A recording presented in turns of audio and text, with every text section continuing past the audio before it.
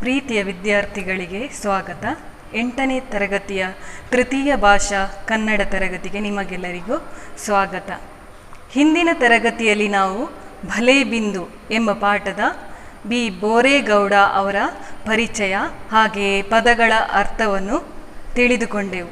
ಹಾಗೆ ಪಾಠದ ಕೆಲವು ಭಾಗದ ಒಂದು ವಿಷಯವನ್ನು ತಿಳಿದುಕೊಂಡೆವು. ಅದೇನೆಂದರೆ ತಾಯಿ ಎಷ್ಟು ಮಹತ್ವ, ತಾಯಿ ಎಂಬವಳು ಎಷ್ಟು ನಮ್ಮ ಮಕ್ಕಳನ್ನು ಯಾವ ರೀತಿ ಸಾಕಿ ಸಲಹುತ್ತಾಳೆ, ಅದೇ ರೀತಿ ತಾಯಿಯ ರಕ್ಷಣೆ, ತಾಯಿ ನಾಡಿನ ರಕ್ಷಣೆ ಎಷ್ಟು ಮುಖ್ಯ ಎಂಬುದಾಗಿ ತಿಳಿದುಕೊಂಡೆವು. ಅದೇ ರೀತಿ ಬಿಂದು ಎಂಬ ಹುಡುಗಿಯು ಕೇರಳದ ಒಂದು ಹಳ್ಳಿಯಲ್ಲಿ ಇರುವಂತಹ ಒಬ್ಬಳು ಹುಡುಗಿ. ಅವಳು ನಡಕಲ್ಚೇರಿ ಎನ್ನುವಂತಹ ಪ್ರೌಢಶಾಲೆಯ ವಿದ್ಯಾರ್ಥಿನಿಯಾಗಿದ್ದಳು. ಅವಳ ಮನೆಯವರು ಒಂದು ಹಸುವನ್ನು ಸಾಕಿದ್ದರು. ಆ ಹಸುವನ್ನು ತುಂಬ ಪ್ರೀತಿಸ್ತಾ ಇದ್ರು ಅವರು. ಅದು ಎಲ್ಲಿಯೂ ಹೋಗಬಾರ್ದು ಅಂಥೇಳಿ ಅವರು ಆ ಹಸುವನ್ನು ಮನೆಯ ಹಿಂದಿನ ಮೈದಾನದಲ್ಲಿಯೇ ಅದನ್ನು ಕೈಯಲ್ಲಿ ಹಿಡಿದುಕೊಂಡೇ, ಅಂದರೆ ಹಗ್ಗದಲ್ಲಿ ಹಿಡಿದುಕೊಂಡೇ ಮೇಯಿಸ್ತಾ ಇದ್ರು. ಆಗ ಏನಾಗ್ತದೆ, ಒಂದು ತೊಣಚಿ, ಅಂದರೆ ಆ ಪ್ರಾಣಿಗಳ ಮೈ ಮೇಲೆ ಬಂದು ಕುಳಿತುಕೊಳ್ಳುವಂತಹ ಒಂದು ನೊಣ, ಆ ನೊಣವು ಬಂದು ಅದಕ್ಕೆ ತೊಂದರೆಯನ್ನು ಕೊಡಲು ಶುರು ಮಾಡ್ತದೆ. ಆಗ ಅದರಿಂದ ತಪ್ಪಿಸ್ಕೊಳ್ಬೇಕು, ತಾನು ಹೇಗಾದರೂ ಮಾಡಿ ತಪ್ಪಿಸ್ಕೊಳ್ಬೇಕು ಅಂಥೇಳಿ ಆದಷ್ಟು ಪ್ರಯತ್ನಿಸ್ತದೆ. ಕಾಲುಗಳನ್ನು ಬೀಸುತ್ತದೆ, ಹಾಗೆಯೇ ಮುಖವನ್ನು ಅಲ್ಲಾಡಿಸ್ತದೆ, ಹಾಗೆ ಬಾಲವನ್ನು ಬೀಸಲಿಕ್ಕೆ ಶುರು ಮಾಡ್ತದೆ. ಆದರೂ ಸಹ ಅದು ತೊಣಚಿಯಿಂದ ಅದಕ್ಕೆ ತಪ್ಪಿಸಿಕೊಳ್ಳಲಿಕ್ಕೆ ಆಗುವುದಿಲ್ಲ. ಇನ್ನು ಇದರಿಂದ ತಪ್ಪಿಸಿಕೊಳ್ಬೇಕಾದ್ರೆ ನಾನು ಓಡಬೇಕು ಅಂಥೇಳಿ ಅದು ಓಡಲಿಕ್ಕೆ ಶುರು ಮಾಡ್ತದೆ. ಒಂದೇ ಸಮನೆ ಓಡಲಿಕ್ಕೆ ಶುರು ಮಾಡುವಾಗ ಬಿಂದುವಿನ ಅಮ್ಮನಿಗೆ ಏನು ಮಾಡಬೇಕು ಅಂಥೇಳಿ ಗೊತ್ತಾಗದೆ ಅವರು ಆ ಹಗ್ಗವನ್ನು ಜಗ್ಗಿಸಿ ಎಳೆದು ಹಿಡ್ಕೊಳ್ತಾರೆ. ಅದು ರಭಸದಿಂದ ಓಡುವಾಗ ಅವರು ಸಹ ಹಿಂದೆ ಓಡ್ತಾರೆ. ಅದೇನು ಮಾಡ್ತದೆ, ಒಂದು ಬಾವಿಯನ್ನು ನೆಗೆದು ದಾಟಿ, ಅದಕ್ಕೆ ಕಟ್ಟೆ ಏನು ಇರುವುದಿಲ್ಲ, ನೆಗೆದು ದಾಟಿ ಹೋಗ್ತದೆ. ಇವರಿಗೆ ಅದನ್ನು ನೆಗೆದು ದಾಟಿ ಹೋಗಲಿಕ್ಕೆ ಆಗದೆ ಅವರು ರಭಸದಿಂದ ಬಾವಿಯೊಳಕ್ಕೆ ಬೀಳ್ತಾರೆ. ಅದು ಎಲ್ಲೋ ತಪ್ಪಿಸಿಕೊಂಡು ಓಡಿ ಹೋಗ್ತದೆ. ಇಷ್ಟವರೆಗೆ ನಾವು ಹಿಂದಿನ ಕ್ಲಾಸಲ್ಲಿ ತಿಳಿದುಕೊಂಡೆವು. ಮುಂದಿನ ಭಾಗ ನೋಡುವ ಮಕ್ಕಳೇ. ಈಗ ಕೆಲವು ಪದಗಳ ಅರ್ಥವನ್ನು ಗಮನಿಸಿ. ಅಕ್ಕರೆ ಅಂದರೆ ಪ್ರೀತಿ. ಅಕ್ಕರೆ ಅಂದರೆ ಪ್ರೀತಿ. ಗುಳಿ ಅಂದರೆ ಕುಳಿ ಅಂಥೇಳಿ ಅರ್ಥ, ಗುಂಡಿ. ಆಮೇಲೆ ಜಗ್ಗಿಸು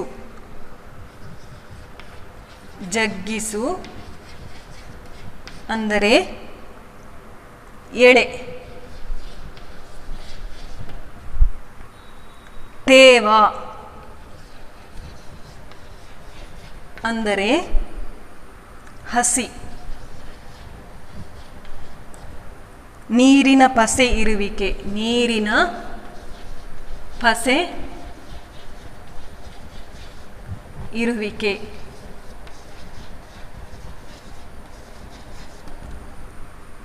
ಧುಮುಕು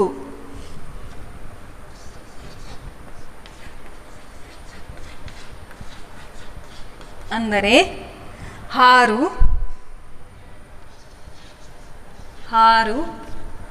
ಮೇಲಿಂದ ಕೆಳಕ್ಕೆ ಜಿಗಿ, ಮೇಲಿಂದ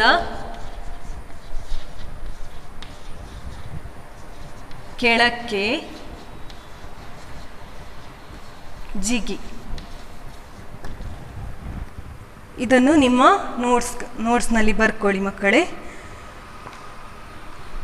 ನಂತರ ನೋಡಿ, ಪಾಠಪುಸ್ತಕ ತೆರೆಯಿರಿ, ಪುಟ ಸಂಖ್ಯೆ 19. ಅದೇ ವೇಳೆಗೆ ಶಾಲೆಯಿಂದ ಮನೆಗೆ ಬಂದ ಬಿಂದು ಮನೆಯಲ್ಲಿ ತಾಯಿಯನ್ನು ಕಾಣದೆ ಅವರನ್ನು ಕರೆಯುತ್ತಲೇ ಹೊರಬಂದಳು. ಅವಳ ತಾಯಿ ಆಗ ತಾನೇ ನೀರಿನೊಳಕ್ಕೆ ಬಿದ್ದಿದ್ದರು. ನೀರಿನಲ್ಲಿ ಒಮ್ಮೆ ಮುಳುಗಿ ಏಳುವಾಗ ಆಗುವ ಶಬ್ದವನ್ನು ಬಿಂದು ಗಮನಿಸಿದಳು. ನೀರಿನ ಸದ್ದು ಬಾವಿಯೊಳಗಿನಿಂದ ಕೇಳಿಬಂದುದನ್ನು ಅವಳು ಗುರುತಿಸಿದಳು. ಬಾವಿಯಲ್ಲಿ ಬಗ್ಗಿ ನೋಡಿದಳು. ಅತ್ಯಂತ ಗಾಬರಿಗೊಂಡಳು. ಅಯ್ಯೋ, ಅಮ್ಮ ಬಾವಿಯಲ್ಲಿ ಬಿದ್ದಿದ್ದಾಳೆ, ಬನ್ನಿ ಕಾಪಾಡಿ ಎಂದು ಬೊಬ್ಬೆ ಹಾಕಿದಳು. ಕೂಡಲೇ ಬಾವಿಗೆ ಧುಮುಕಿಯೇ ಬಿಟ್ಟಳು. ಎಲ್ಲ ಮಕ್ಕಳು ಸಹ ಮನೆಯಿಂದ ಶಾಲೆಗೆ ಹೊರಡುವಾಗ ಇರ್ಬೋದು ಅಥವಾ ಶಾಲೆಯಿಂದ ಮನೆಗೆ ಬರುವಾಗ ಅಮ್ಮನನ್ನೇ ಮೊದಲು ಹುಡುಕುವಂಥದ್ದು. ಶಾಲೆಯಿಂದ ಹೋದ ಕೂಡಲೇ ಅಮ್ಮನು ಅವರ ಎದುರಿರಬೇಕು. ಯಾಕಂದರೆ ಕೆಲವು ಮಕ್ಕಳಿಗೆ ಅಭ್ಯಾಸವಿರುತ್ತದೆ, ಏನಂದರೆ ಶಾಲೆಯಲ್ಲಿ ಆದಂತಹ ಏನೇ ಒಂದು ವಿಷಯ ಇರ್ಬೋದು ಅದನ್ನು ಹೋಗಿ ಅಮ್ಮನಲ್ಲಿ ಹೇಳುವಂಥದ್ದು. ಸ್ನೇಹಿತರ ಜೊತೆ ಮಾತುಕತೆ ಆಡುವಂಥದ್ದು ಇರ್ಬೋದು, ಅಥವಾ ಅಲ್ಲಿ ಶಾಲೆಯಲ್ಲಿ ಆಡಿದಂತಹ ಆಟಗಳು, ಹಾಗೆ ಶಿಕ್ಷಕರು ಯಾವೆಲ್ಲ ಪಾಠಗಳನ್ನು ಹೇಳಿದ್ದಾರೆ, ಯಾವೆಲ್ಲ ಹಾಸ್ಯ ಕಥೆಗಳನ್ನು ಹೇಳಿದ್ದಾರೆ, ಹಾಸ್ಯವನ್ನು ಹೇಳಿದ್ದಾರೆ, ಅದೇ ರೀತಿ ಸ್ನೇಹಿತರ ಜೊತೆ ಒಡನಾಟ ಯಾವ ರೀತಿ, ಎಲ್ಲವನ್ನು ಸಹ ಅಮ್ಮನಿಗೆ ವರದಿ ಒಪ್ಪಿಸುವಂಥದ್ದು ಕೆಲವು ಮಕ್ಕಳಿಗೆ ಅಭ್ಯಾಸವಾಗಿರುತ್ತದೆ. ಆದ್ದರಿಂದಾಗಿ ಶಾಲೆಯಿಂದ ಹೋದ ಕೂಡಲೇ ಅಮ್ಮನು ತಮಗೆ ಎಲ್ಲ ಮಕ್ಕಳಿಗೂ ಸಹ ಕಾಣಬೇಕು. ಅದೇ ರೀತಿಯಲ್ಲಿ ಬಿಂದುವಿಗೆ ಸಹ ಹಾಗೆ, ಶಾಲೆಯಿಂದ ಮನೆಗೆ ಹೋದ ಕೂಡಲೇ ಅಮ್ಮನನ್ನು ಕರೀತಾಳೆ. ಅಮ್ಮನು ಕರೆದ ಕೂಡಲೇ ಅಮ್ಮನು ಎಲ್ಲಿಯೂ ಸಹ ಕಾಣುವುದಿಲ್ಲ, ಸೀದಾ ಹುಡುಕಿಕೊಂಡು ಮನೆಯಿಂದ ಹೊರಗೆ ಬರ್ತಾಳೆ. ಎಲ್ಲಿದ್ದಾರೆ ಅಂಥೇಳಿ ಹುಡುಕಿಕೊಂಡು ಹೊರಗೆ ಬರ್ತಾಳೆ. ಅವರು ಆಗ ತಾನೇ ನೀರಿಗೆ ಬಿದ್ದಾಗ ಯಾವ ರೀತಿ ಶಬ್ದ ಕೇಳುತ್ತದೆ ಅದೇ ರೀತಿ ಅವಳಿಗೆ ಆ ಶಬ್ದ ಕೇಳುತ್ತದೆ. ಅವಳು ಗಮನಿಸ್ತಾಳೆ, ನೀರಿಗೆ ಬಿದ್ದ ಶಬ್ದವನ್ನು ಗಮನಿಸುತ್ತಾಳೆ. ಕೂಡಲೇ ಅವಳು ಓಡೋಡಿ ಹೋಗುತ್ತಾಳೆ. ಓಡೋಡಿ ಹೋದಾಗ ಅಲ್ಲಿ ಹೋಗಿ ನೋಡ್ತಾಳೆ, ಅಮ್ಮನು ಮುಳುಗಿ ಏಳುವಂತಹ ಶಬ್ದ. ಹಾಗೆ ಬೊಬ್ಬೆ ಹಾಕಿಕೊಂಡು ಅಯ್ಯೋ ಅಮ್ಮ ಬಾವಿಗೆ ಬಿದ್ದಿದ್ದಾಳೆ ಕಾಪಾಡಿ ಅಂಥೇಳಿ ಬೊಬ್ಬೆ ಹಾಕಿಕೊಂಡು ಓಡೋಡಿ ಹೋಗಿ ನೋಡ್ತಾಳೆ. ನಂತರ ಕೂಡಲೇ ಅವಳು ಧುಮುಕಿಯೇ ಬಿಡುತ್ತಾಳೆ. ಧುಮುಕುವುದಂದ್ರೇನು? ಧುಮುಕು ಅಂದರೆ ಹಾರುವುದು, ಮೇಲಿಂದ ಕೆಳಕ್ಕೆ ಹಾರುವಂಥದ್ದು. ಈ ರೀತಿ ಅವಳು ಮೇಲಿಂದ ಕೆಳಕ್ಕೆ ಅಂದರೆ ಬಾವಿಯೊಳಗೆ ಅಮ್ಮನನ್ನು ರಕ್ಷಿಸಲಿಕ್ಕೋಸ್ಕರ ಹಾರ್ತಾಳೆ. ಬಿಂದು ಬಾವಿಯ ನೀರಿನಲ್ಲಿ ಮುಳುಗಿ ಮೇಲೆದ್ದು ಒಂದು ಕೈಯಿಂದ ಬಾವಿಯ ದಡವನ್ನು ಹಿಡಿದಳು. ಅಷ್ಟರಲ್ಲಿ ಮತ್ತೊಮ್ಮೆ ಮೇಲೆದ್ದ ತಾಯಿಯ ಸೀರೆಯ ಸೆರಗನ್ನು ಕೈಯಿಂದ ಹಿಡಿದಳು. ದಡವನ್ನು ಹಿಡಿದ ಕೈ ಜಾರುತ್ತಿತ್ತು. ತಕ್ಷಣವೇ ಸೀರೆಯ ಸೆರಗನ್ನು ಬಾಯಲ್ಲಿ ಕಚ್ಚಿ ಮತ್ತೊಂದು ಕೈಯಿಂದ ದಡ ಹಿಡಿದಳು. ತೇವವಿದ್ದುದರಿಂದ ಗುಳಿ ಮಾಡಿ ದಡವು ಹಿಡಿತಕ್ಕೆ ಸಿಗುವಂತೆ ಬಲಗೈಯಿಂದ ಹಿಡಿದಳು.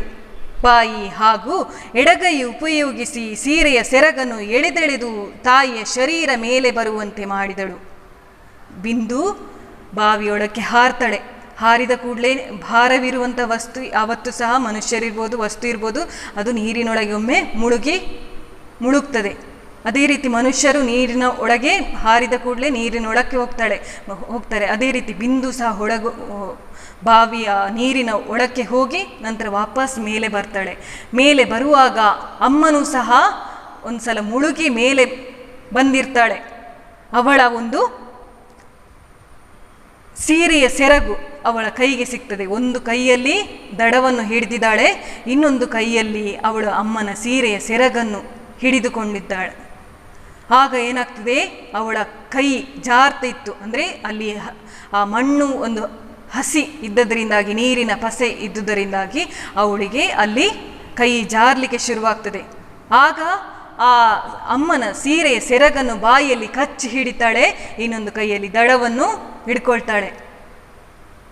ಆಗ ಅಲ್ಲಿ ಆ ಒಂದು ದಡವು ಹಸಿ ನೀರಿನ ಪಸೆ ಇರೋದ್ರಿಂದಾಗಿ ಆ ದಡವನ್ನು ಅವಳು ಗುಳಿ ಮಾಡ್ತಾಳೆ. ಒಂದು ಗುಂಡಿ ಮಾಡಿ ಕೈಗೆ ಗ್ರಿಪ್ ಸಿಗುವ ಹಾಗೆ ಅದನ್ನು ದಡವನ್ನು ಹಿಡಿತಕ್ಕೆ ಸಿಗುವ, ಅಂದರೆ ಅಲ್ಲಿ ಗ್ರಿಪ್ ಸಿಗುವಂತೆ ಅವಳು ಮಾಡಿಕೊಳ್ತಾಳೆ. ಬಲಗೈಯಿಂದ ಹಿಡಿದಳು. ಬಾಯಿ ಹಾಗೂ ಎಡಗೈ ಉಪಯೋಗಿಸಿ ಸೀರೆಯ ಸೆರಗನ್ನು ಎಳೆದೆಳೆದು ತಾಯಿಯ ಶರೀರ ಮೇಲೆ ಬರುವಂತೆ ಮಾಡಿದಳು. ಒಂದು ಕೈಯಲ್ಲಿ ದಡ ಹಿಡಿದಿದ್ದಾಳೆ ಬಲಗೈಯಲ್ಲಿ, ಹಾಗೆಯೇ ಇನ್ನೊಂದು ಕೈಯಲ್ಲಿ ಅವಳು ಅಮ್ಮನ ಸೀರೆಯ ಸೆರಗನ್ನು ಬಾಯಲ್ಲಿ ಕಚ್ಚಿಕೊಂಡಿದ್ದಾಳೆ. ಹಾಗೆಯೇ ಇನ್ನೊಂದು ಸೀರೆಯನ್ನು ಎಳೆದೆಳೆದು ಅಮ್ಮನ ಸೀರೆಯ ಸೆರಗನ್ನು ಎಳೆದು ಅಮ್ಮನು ಮೇಲೆ ಬರುವಂತೆ ಮಾಡ್ತಾಳೆ. ಕೊನೆಗೆ ಮೇಲೆದ್ದ ತಾಯಿಯ ತಲೆಗೂದಲನ್ನು ಹಿಡಿದು ಬಿಟ್ಟಳು. ಮೇಲೆ ಏರಲು ಯಾರಾದರೊಬ್ಬರ ಸಹಾಯ ಬೇಕೇ ಬೇಕೆಂದು ಸಹಾಯಕ್ಕಾಗಿ ಮತ್ತೆ ಕಾಪಾಡಿ ಎಂದು ಬೊಬ್ಬೆ ಹಾಕಿದಳು. ಕೊನೆಗೆ ಅಮ್ಮ ಸಿಕ್ಕಿಯೇ ಸಿಗುತ್ತಾಳೆ. ಅಮ್ಮ ಸಿಕ್ಕಿಯೇ ಬಿಟ್ಟಳು ಅಂದರೆ ಅವಳ ತಲೆ ಕೂದಲನ್ನು ಹಿಡಿದು ಬಿಡ್ತಾಳೆ. ಯಾರೇ ಆಗಲಿ ನೀರಿನೊಳಕ್ಕೆ ಬಿದ್ದ ಕೂಡಲೇ ನಾವು ಅವರನ್ನು ರಕ್ಷಿಸಬೇಕಾದ್ರೆ ಕೈ ಅಥವಾ ಕಾಲನ್ನು ಹಿಡಿದುಕೊಳ್ಳುವಂತಿಲ್ಲ. ಯಾಕಂದರೆ ಅವರು ಶಕ್ತಿ ಹಾಕಿ ಕೈಯಿಂದ ನಮ್ಮನ್ನು ಸಹ ಎಳೆದುಕೊಳ್ತಾರೆ, ಅವರೆಡೆಗೆ ಎಳೆದುಕೊಳ್ತಾರೆ. ಆದ್ದರಿಂದಾಗಿ ಶರೀರವನ್ನು ಹಿಡಿದುಕೊಳ್ಳದೆ ಅವರ ತಲೆಗೂದಲನ್ನು ಹಿಡಿಬೇಕು. ಅದೇ ರೀತಿ ಆ ಉಪಾಯ ಅವಳಿಗೆ ಗೊತ್ತಿತ್ತು. ಅಮ್ಮನ ಒಂದು ತಲೆಗೂದಲು ಸಿಗುತ್ತದೆ. ತಲೆಗೂದಲನ್ನು ಗಟ್ಟಿಯಾಗಿ ಹಿಡಿದುಕೊಂಡು ಇನ್ನು ತನ್ನಿಂದ ಒಬ್ಬಳಿಂದಲೇ ಸಾಧ್ಯವಾಗುವುದಿಲ್ಲ, ಯಾರಾದರೂ ಸಹಾಯಕ್ಕೆ ಬರಲೇಬೇಕಾಗುತ್ತದೆ ಅಂಥೇಳಿ ಜೋರಾಗಿ ಕಾಪಾಡಿ ಕಾಪಾಡಿ ಅಂಥೇಳಿ ಕಿರುಚಿಕೊಳ್ಳುತ್ತಾಳೆ. ಅಷ್ಟರಲ್ಲಿ ಈಗಾಗಲೇ ಬಿಂದು ಬೊಬ್ಬೆ ಹಾಕಿದುದನ್ನು ಕೇಳಿದ ನೆರೆಮನೆಯವರು ಬಾವಿಯ ಬಳಿ ಓಡೋಡಿ ಬಂದರು. ಬಿಂದುವಿಗೆ ಧೈರ್ಯ ಹೇಳಿ ಏಣಿಯನ್ನು, ಹಗ್ಗವನ್ನು, ಕುರ್ಚಿಯನ್ನು ತಂದರು. ಆತುರಾತುರವಾಗಿ ಏಣಿಗೆ ಹಗ್ಗ ಕಟ್ಟಿ ಬಾವಿಗೆ ಇಳಿಸಿದರು. ಏಣಿಯನ್ನು ನಿಲ್ಲಲು ಆಧಾರ ಮಾಡಿಕೊಳ್ಳುವಂತೆ ಬಿಂದುವಿಗೆ ಗಟ್ಟಿ ಸ್ವರದಲ್ಲಿ ಹೇಳಿದರು. ಬಾವಿಯ ಮೇಲ್ಗಡೆ ಅಡ್ಡಲಾಗಿ ಮರವೊಂದನ್ನಿಟ್ಟು ಅದರ ಮೇಲೆ ಹಗ್ಗ ಹಾಕಿ ಹಗ್ಗದ ತುದಿಗೆ ಕುರ್ಚಿ ಕಟ್ಟಿ ಬಾವಿಗೆ ಇಳಿಸಿದರು.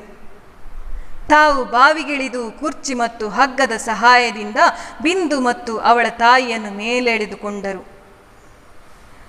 ಮೊದಲೇ ಅವಳು ಬೊಬ್ಬೆ ಹಾಕಿದ್ಲು. ಅಮ್ಮ ಬಾವಿಯೊಳಗೆ ಬಿದ್ದ ಕೂಡಲೇ ಅವರು ಎಲ್ಲರನ್ನು ಸಹ ಕರೆದು ಬೊಬ್ಬೆ ಹಾಕಿದ್ಲು. ಆದ್ದರಿಂದಾಗಿ ಎಲ್ಲರೂ ಸಹ ಅವಳಿಗೆ ಸಹಾಯ ಮಾಡಲೆಂದು ನೆರೆಮನೆಯವರು ಓಡೋಡಿ ಬರ್ತಾರೆ. ಓಡೋಡಿ ಬಂದು ಬಿಂದುವಿಗೆ ಧೈರ್ಯ ಹೇಳ್ತಾರೆ, ಏನಾಗುವುದಿಲ್ಲ, ಧೈರ್ಯವಾಗಿರು, ನಾವು ರಕ್ಷಿಸ್ತೇವೆ ಅಂಥೇಳಿ ಅವರು ಧೈರ್ಯವನ್ನು ಹೇಳಿ ಹಾಗೆ ಏಣಿಯನ್ನು, ಹಗ್ಗವನ್ನು ಮತ್ತು ಕುರ್ಚಿಯನ್ನು ತರ್ತಾರೆ. ಆತುರಾತುರವಾಗಿ ಅಂದರೆ ಅವಸರವಾಗಿ ಏನು ಮಾಡ್ತಾರೆ, ಅವರು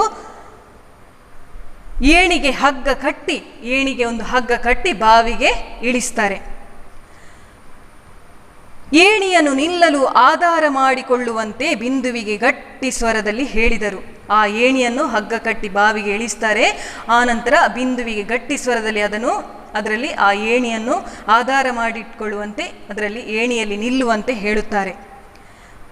ಬಾವಿಯ ಮೇಲ್ಗಡೆ ಅಡ್ಡಲಾಗಿ ಮರವೊಂದನ್ನಿಟ್ಟು ಅದರ ಮೇಲೆ ಹಗ್ಗ ಹಾಕಿ ಹಗ್ಗದ ತುದಿಗೆ ಕುರ್ಚಿ ಕಟ್ಟಿ ಬಾವಿಗೆ ಇಳಿಸಿದರು. ಬಾವಿಯ ಮೇಲ್ಗಡೆ ಅಡ್ಡಲಾಗಿ ಒಂದು ಮರವನ್ನು ಹಾಕ್ತಾರೆ, ಮರವದ ತುಂಡೊಂದನ್ನು ಹಾಕಿ ಅದರ ಹಗ್ಗವನ್ನು ಹಾಕಿ ಅದಕ್ಕೆ ಹಗ್ಗದ ತುದಿಗೆ ಕುರ್ಚಿಯನ್ನು ಕಟ್ಟಿ ಬಾವಿಗೆ ಇಳಿಸ್ತಾರೆ. ಆ ನಂತರ ತಾವು ಬಾವಿಗಿಳಿದು ಕುರ್ಚಿ ಮತ್ತು ಹಗ್ಗದ ಸಹಾಯದಿಂದ ಬಿಂದು ಮತ್ತು ಅವಳ ತಾಯಿಯನ್ನು ಮೇಲೆಳೆದುಕೊಂಡರು. ನಂತರ ಅದರಲ್ಲಿ ಒಬ್ಬರು ಆ ಬಾವಿಗೆ ಇಳಿತಾರೆ. ಅದರಲ್ಲಿ ಆ ಕುರ್ಚಿಯಲ್ಲಿ ಬಿಂದುವಿನ ತಾಯಿಯನ್ನು ಕುತ್ಕೊಳಿಸಿ ಹಾಗೆಯೇ ಅವಳಿಗೆ ಏಣಿಯಲ್ಲಿ ಆಧಾರವಾಗಿಟ್ಟುಕೊಳ್ಳುವಂತೆ ಮಾಡಿ ಇಬ್ಬರನ್ನು ಸಹ ಅಲ್ಲಿ ಮೇಲೆಳೆದು ರಕ್ಷಿಸುತ್ತಾರೆ. ಸುಕುಮಾರಿಯಾದ ಬಿಂದು ತಾಯಿಯನ್ನು ರಕ್ಷಿಸುವ ಕಾರ್ಯದಲ್ಲಿ ಬಹಳ ಆಯಾಸಗೊಂಡಿದ್ದಳು. ಆದರೂ ತನ್ನ ತಾಯಿ ಬದುಕಿದಳಲ್ಲ ಎಂಬ ಸಂತೋಷದಲ್ಲಿ ಆಯಾಸವನ್ನು ಮರೆತು ತಾಯಿಯನ್ನು ಉಪಚರಿಸಿದಳು. ಅವಳಿಗೆ ಒಂದು ಸಲ ತನ್ನ ತಾಯಿ ಬದುಕಿದರೆ ಸಾಕು, ತಾಯಿಯ ರಕ್ಷಣೆಯೇ ಮುಖ್ಯವಾಗಿತ್ತು. ಆದ್ದರಿಂದಾಗಿ ಅವಳಿಗೆ ಯಾವ ಆಯಾಸವೂ ಸಹ ಗೊತ್ತಾಗಿಲ್ಲ. ಅಂದರೆ ಅವಳು ಬಾವಿಯೊಳಗೆ ಮೇಲಿಂದ ಕೆಳಗೆ ಹಾರಿದಾಳೆ. ಹಾಗೆಯೇ ಹಾರುವಾಗ ನೀರಿನಲ್ಲಿದ್ದು ಎಷ್ಟೋ ಸುಸ್ತಾಗಿದೆ, ಅವಳಿಗೆ ಆಯಾಸಗೊಂಡಿದ್ದಾಳೆ. ಆದರೂ ಸಹ ಅದು ಎಲ್ಲ ಆಯಾಸವನ್ನು ಮರೆತು ತನ್ನ ತಾಯಿಯನ್ನು ಉಪಚರಿಸ್ತಾಳೆ. ಅವಳಿಗೆ ಯಾವುದು ಆಯಾಸವೂ ಸಹ ಅವಳಿಗೆ ಗೊತ್ತಾಗಿಲ್ಲ. ಅವಳಿಗೆ ಒಂದೇ ಖುಷಿ, ಅಮ್ಮ ಬದುಕಿದರಲ್ಲ ಅಂಥೇಳಿ ಎನ್ನುವಂತಹ ಖುಷಿ ಅವಳಿಗೆ ಆಗಿತ್ತು. ಆದ್ದರಿಂದಾಗಿ ಅವಳಿಗೆ ಅಮ್ಮನನ್ನು ಉಪಚರಿಸಲಿಕ್ಕೆ ಶುರು ಮಾಡ್ತಾಳೆ. ಕೇರಳದ ಪತ್ರಿಕೆಗಳು ಬಿಂದುವಿನ ಸಾಹಸವನ್ನು ಪ್ರಕಟಿಸಿದವು. ಅನೇಕ ಸಂಸ್ಥೆಗಳವರು ಬಿಂದುವಿಗೆ ನಗದು ಬಹುಮಾನವಿತ್ತು ಸನ್ಮಾನಿಸಿದರು. ಭಾರತದ ಮಕ್ಕಳ ಕಲ್ಯಾಣ ಮಂಡಳಿಯವರು ಅವಳನ್ನು ಆ ವರ್ಷದ ಸಾಹಸಿ ಪ್ರಶಸ್ತಿಗೆ ಆಯ್ಕೆ ಮಾಡಿದರು. ಇದು ಆ ಪತ್ರಿಕೆಯಲ್ಲಿ ಸಹ ಇವಳು ಮಾಡಿದಂಥ ಅಮ್ಮನ ಒಂದು ರಕ್ಷಣೆ ಮಾಡಿದಂತಹ ಒಂದು ಸಾಹಸವನ್ನು ಆ ಪತ್ರಿಕೆಗಳು ಸಹ ಪ್ರಕಟಿಸಿತು. ಅದೇ ರೀತಿ ಪ್ರತಿ ವರ್ಷ ಮಕ್ಕಳ ಒಂದು ಶೌರ್ಯ ಪ್ರಶಸ್ತಿ ಪ್ರತಿ ವರ್ಷ ಸಹ 25 ಮಕ್ಕಳಿಗೆ ಜನವರಿ 26ರಂದು ಗಣರಾಜ್ಯ ದಿವಸದಂದು ಪ್ರತಿ ಮಕ್ಕಳಿಗೆ ಸಹ ಪ್ರಶಸ್ತಿಯನ್ನು, ಶೌರ್ಯ ಪ್ರಶಸ್ತಿ, ಯಾರು ಇಂತಹ ಸಾಹಸ ಅಂದರೆ ಈ ಮಳೆಗಾಲದಲ್ಲಿ ಇರ್ಬೋದು ಅಥವಾ ಮಳೆಗಾಲದ ಒಂದು ಸಮಯದಲ್ಲಿ ನೀರಿನಲ್ಲಿ ಕೊಚ್ಚಿ ಹೋಗುತ್ತಿರುವಂತಹ ಮಗುವನ್ನು ರಕ್ಷಿಸಿ, ನೀವು ಕೇಳಿರ್ಬೋದು ಎಷ್ಟೋ ಜನರು, ಎಷ್ಟೋ ಮಕ್ಕಳು ತಮ್ಮ ಸ್ನೇಹಿತರಿಗೆ ಸಹಾಯ ಮಾಡಿದಿರ್ಬೋದು, ಅಥವಾ ಬಸ್ಸಿನಲ್ಲಿ ಸಂಚರಿಸುತ್ತಿರುವಾಗ ಅಪಘಾತವಾದಂತಹ ಸ್ನೇಹಿತನನ್ನು ರಕ್ಷಿಸಿದ್ದು, ಇಂತಹ ಎಷ್ಟೋ ಘಟನೆಯನ್ನು ನೀವು ಕೇಳಿರ್ಬೋದು. ಅಂತಹ ಆ ಮಕ್ಕಳು ಯಾರೆಲ್ಲ ಸಾಹಸ ಮಾಡಿರ್ತಾರೆ ಅಂತಹ ಮಕ್ಕಳಿಗೆ ಪ್ರತಿ ವರ್ಷವೂ ಸಹ ಭಾರತ ಸರ್ಕಾರ ಪ್ರಶಸ್ತಿ, ಶೌರ್ಯ ಪ್ರಶಸ್ತಿಯನ್ನು ನೀಡಿ ಗೌರವಿಸುತ್ತದೆ. ಅದೇ ರೀತಿ ಬಿಂದುವಿಗೆ ಸಹ ಭಾರತದ ಮಕ್ಕಳ ಕಲ್ಯಾಣ ಮಂಡಳಿ ಅವಳನ್ನು ಆ ವರ್ಷದ ಸಾಹಸಿ ಪ್ರಶಸ್ತಿಗೆ ಆಯ್ಕೆ ಮಾಡ್ತಾರೆ. ಆ ಮಕ್ಕಳ ಕಲ್ಯಾಣ ಮಂಡಳಿ ಅಂದರೆ ಮಕ್ಕಳ ಏನೆಲ್ಲ ಕಾರ್ಯಕ್ರಮ ಇದೆ, ಆ ಮಕ್ಕಳ ಅಭಿವೃದ್ಧಿಗೋಸ್ಕರ ಏನೆಲ್ಲ ಆಗಬೇಕು ಅದೆಲ್ಲವನ್ನು ಮಾಡುವಂತಹ ಒಂದು ಮಂಡಳಿ ಇದೆ. ಆ ಮಂಡಳಿಯು ಬಿಂದುವಿಗೆ ಒಂದು ಸಾಹಸದ ಪ್ರಶಸ್ತಿಯನ್ನು ನೀಡಿ ಗೌರವಿಸುತ್ತದೆ.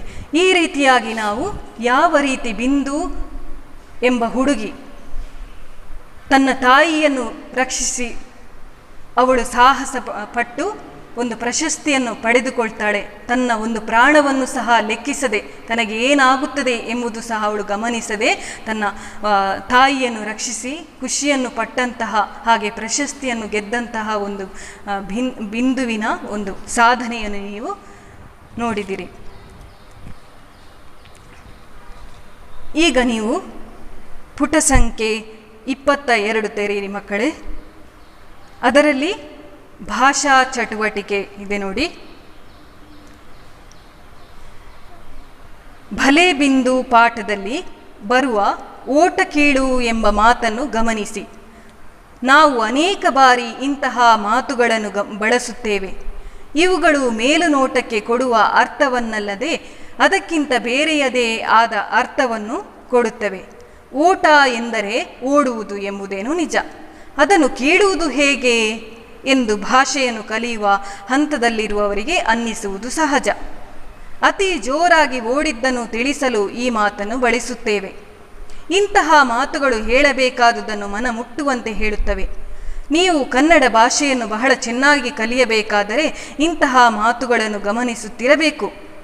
ಈಗ ನಾವು ಒಂದು ಪದವನ್ನು ನೋಡಿದಾಗ ಅದರಲ್ಲಿ ಬೇರೆ ನಮಗೆ ಅರ್ಥವು ತಿಳಿಯುತ್ತದೆ. ಅದರ ಅರ್ಥ ಮೇಲುನೋಟಕ್ಕೆ ಬೇರೆಯದೇ ಆದ ಅರ್ಥವನ್ನು ತಿಳಿದರೆ ಅದಕ್ಕೆ ನಾವು ನುಡಿಗಟ್ಟು ಅಂತ ಹೇಳಿ ಕರಿತೇವೆ.